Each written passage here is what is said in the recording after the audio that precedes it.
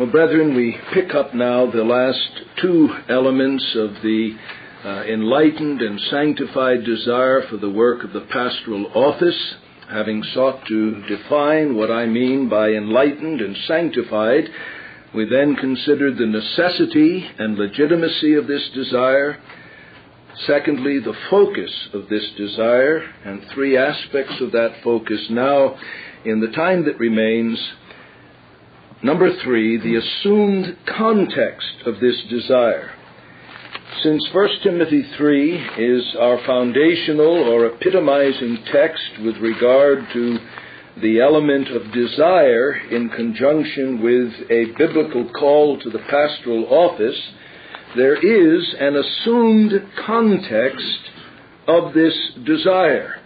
And that context is the larger setting of 1 Timothy, and you'll remember from verses 14 and 15 that Paul wrote this letter to Timothy with this specific end in view, that if he tarried long, that Timothy might know how men ought to behave themselves in the house of God, which is the church of the living God, the pillar and the ground of the truth.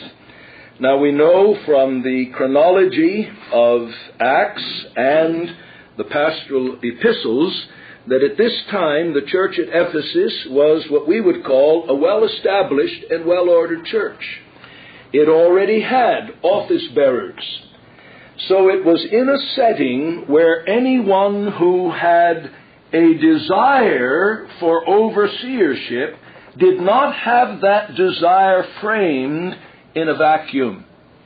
He was in a real church with real partially sanctified saints, with real overseers doing the real work of oversight, so that the setting in which the desire would be born would be one of the gutsy realism of someone involved, at least by way of exposure to the life of an ordinary, healthy, well-ordered, biblical church. Now, it seems to me that this is one of the greatest means to keep down unwarranted desire for the ministry. Let a man have a realistic exposure to what is involved in shepherding the flock of God. And if he's got romantic notions and all the rest, a couple of years of that should pretty well blow them away.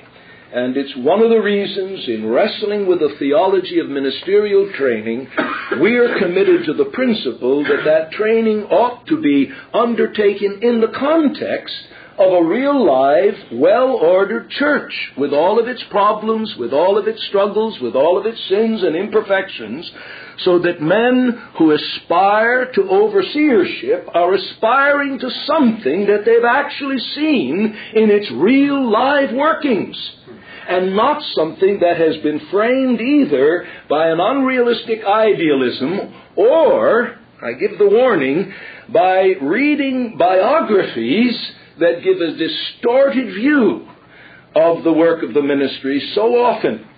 And so the counsel that I've even given to some of you men here and others have given to you, that if someone has not been in the context assumed by this faithful saying, and it's not a matter of having been blatantly disobedient to the revealed will of God, but a matter of God guiding us and leading us along the way in our understanding of His truth, then the first step to having a truly biblical call to the ministry for some men may be putting themselves in a healthy, biblically functioning, biblically ordered church, that they might begin to absorb a realistic perspective of what the work of overseership really is. Because contextually, the assumed context of this desire and the expression of that desire embodied in the faithful saying was not atomistic and individualistic. It was in the framework of a healthy ecclesiology, a healthy church setting. And as you counsel men in the future, it may be that you will have occasion to call people back to that principle that when this text was given, faithful is the saying, if a man seeks overseership, he desires a good work. Paul was assuming that that desire was coming to birth in the context of an established, well-ordered church that was even undergoing further refinement and further maturation as a result of this letter giving directions to Timothy with respect to behavior in the house of God. And then, fourthly, I want to say just a word about the proper channels for expressing this desire. Now here I have no explicit biblical text, but in the light of our confession, there are some things pertaining to the worship and the government of the Church of Christ that are not explicitly set forth in Scripture, but we're to take the general principles of the Word of God and the light of nature and sanctified judgment and seek to discern the will of God. Well, it's in that area that I address this fourth aspect of an enlightened and sanctified desire, the proper channels for expressing this desire. Well, first of all, obviously, we express it to God Himself. As I've told young men and young women who've come to me and saying, Pastor, I don't know what to do. I find my heart going out, particularly if it's a young woman, to this young man, and I know it's not right for me to plunk myself in front of him down in the foyer or just happen to get in his way when he's going, what do I do? I say, just tell God all about it. I said, God's neither shocked nor embarrassed. And if you just feel like you've gone head over heels, irrationally infatuated, tell God all about it. He knows it. And get on your knees and say, Lord, I can't handle this thing. My emotions have all gone crazy and my heart's run out to this guy. And I don't know if I have any right to even do it. Lord, here it is. Spread it all before Him. Doesn't the Bible say, pour out your heart before Him at all times? If I take this glass of water and pour it out, I just tip it up and just let everything in it come out. And I'm so glad God's not nervous or fastidious when His children get on their knees and pour out their heart. Well, surely that's where we ought to begin with this desire. And in counseling others and in giving you men counsel, as this desire is obviously to some degree burning within your own breast, continually bring it before God and say, Lord, here is this desire. If it is unenlightened, overcome my ignorance and enlighten me. If it is unsanctified, help me to see the areas of unmortified carnality that are fueling the desire, that I may by the Spirit mortify those improper motives. But Lord, if this is something that is of your Spirit, then Lord, you blow upon it. You take the bellows of your own influence and cause it to burn more deeply. You put upon it the logs of more of your truth and more of the principles of your word until that thing becomes an even ever-growing passion and desire. Spread the thing out before God Himself. His ear is open to the cry of the righteous, and ask Him that if the desire is something like David's desire, we can have a passionate and noble desire that may not be the will of God in its performance. David had a passionate and noble desire to build God a house. He felt embarrassed when he walked into his own house. He said, should I live in this kind of luxury when God's in the tent? I want to build a glorious house for my God. And God says, it's good that it was in your heart, David. But you are a man of blood, and it would not be appropriate. Thank you for the desire. I'll take the willingness for the deed, but I'll give the deed to your son Solomon. There's the principle, brethren. For one reason or another, a man may have a desire that may not be in and of itself indicative of the will of God. And if so, he must, just like a romantic interest, bring it to God and ask God to wither it and to shrivel it, and for God to bring influences to bear upon it that will extinguish that desire. But pour out one's heart to God. But then secondly, disclose that desire to one's overseers.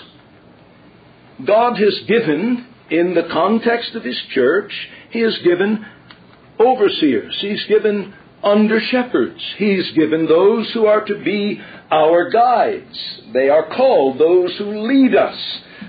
who are in that position of proistemi, those that are over you in the Lord. They are likened to shepherds who are to guide the sheep, and therefore we must be open in disclosing our growing desire to our overseers, subjected to their questioning, to their scrutiny. I can think of one of you brethren here that after that desire would not go as you poured it out to God over a period of a couple of years, the time came when this brother felt he needed to pour it out to me, and we spent an evening, and I just sat and listened, said, "Brother, tell me what's there." And he poured out to me, and in my ears what he said was indicative to me of something that I could not with good conscience discourage, but encourage, and then sought to set out a framework within which that desire could be further cultivated, assessed, and scrutinized. So be open with those that are over you in the Lord, and encourage others in the future. When you're in this position, encourage them to come and to open their hearts to you. And then thirdly, to mature, trusted, spiritual friends and counselors.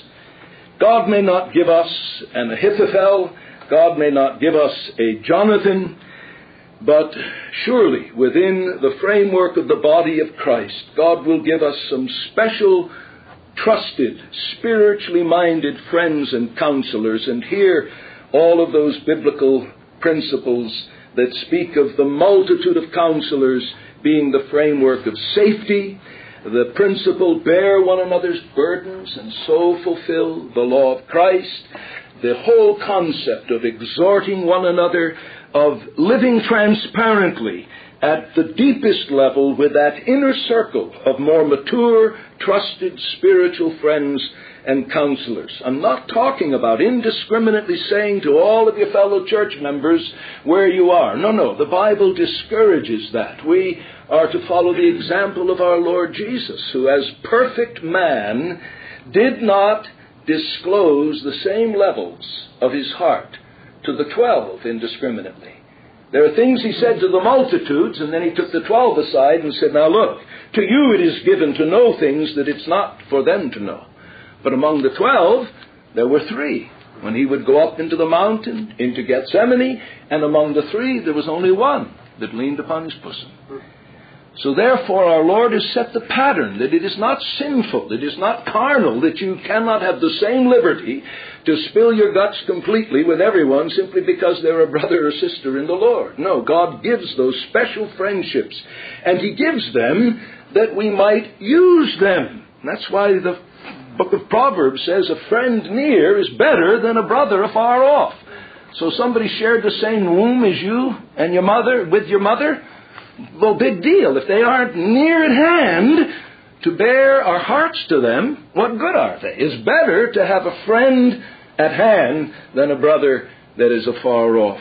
And so I would urge you, men, at this time, in this peculiar intimacy even here, as there's an alignment of more intimate friendships, and you men, I trust, are mature enough to handle that without jealousy or insecurity, that you cultivate that ability to bear your heart and to pray with and for one another, who would fit into that category of mature, trusted, spiritual friends and counselors. Obviously, if a man is married, one of the first questions I ask him, as I did a couple of weeks ago with someone who came to see me from another state to discuss this whole issue, as he laid out the scenario of God's dealings with him, I said, "All right now, brother, where is your wife in all of this? Is she fully on board?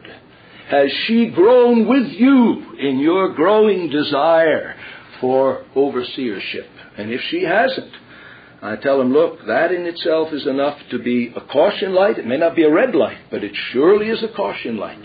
Because you cannot drag a woman against her will into the responsibilities and the rest, that though we don't believe in a team ministry and God calls a man, one of the requirements is that he have a well-ordered home. Well, how can he have a well-ordered home if he has a wife resentful of her husband's call and the demands it makes upon him? So a married man, you must encourage in giving counsel to others, to share his heart to his wife, and to see if they are on board, and whatever the impediments may be, that these channels for expressing the desire may be used and become an instrument in the hands of God to help either cultivate or further develop or discourage that desire, or bank it like we bank a fire at night to stoke it in the morning.